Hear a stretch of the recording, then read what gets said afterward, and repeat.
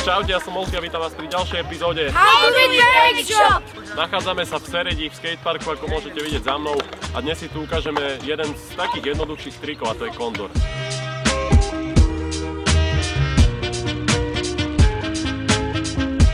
Veľa ľudí sa to snaží naučiť a dnes si ukážeme zo pár tipov na to, ako to zvládnuť čo najrýchlejšie.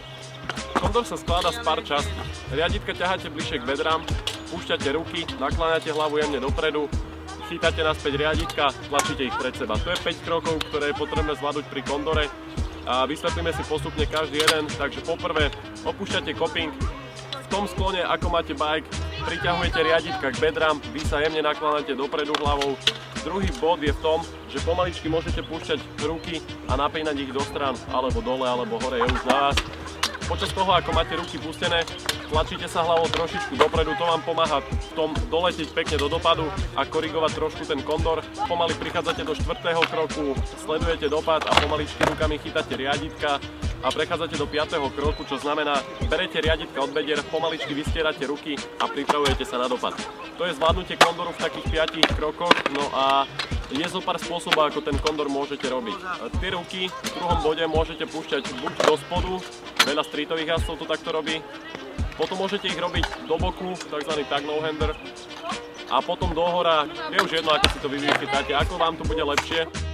Na začiatok, čo odporúčam, je nájsť si dobrý rádius, jemne nakopnutý, pekne na plošinku, aby ste si mohli skúšať kondor, prípadne nejaký veľmi pohodlný funbox. Tak toto sú asi také dvoje prekažky, kde sa to dá dobre naučiť. Pri skúšaní kondoru odporúčam najprv si vyskúšať ťahať riaditka k bedram, ale nepúšťať riaditka. To vám zabezpečí to, aby ste vedeli zhruba, aký pocit to je. Skúsite si tú hlavu nakláňať bližšie ku kolesu. Veľa ľudí to takto robí, že si chytá nohami rám, že jednoducho rám ide, naklonia sa, chytia si nohami rám, riaditka sú pri bedrách a bez problémov dokážu potom vykoordinovať ten kondor. Pomôže to taktiež aj v 360-kách potom. Keď už máte tú polohu rámu zvládnutú, tak bez problémov si môžete začať púšťať pomaličky ruky. Odporúčam začať prstami, potom pomaličky tie ruky dávať preč od gripov, až nakoniec dospiete k celému kondoru. Do začiatku, čo vám taktiež môže pomôcť, je, že ten kondor trhnete riadne od seba. Čiže dáte riaditka rýchlo k sebe, okamžite vystriete ruky a oni sa automaticky ako keby požinovým efektom zase začnú vrácať naspäť ku gripom. Aby ste predišli chýbám, taktiež odporúčam vyskúšať si ťahnuť na chrbát a skúšať kondor na chrbáte. Pekne si vychytáte, ako sa ten trik robí, získate ten náklon hlavy a potom vám to vo vzduchu pôjde o mnoho ľahšie.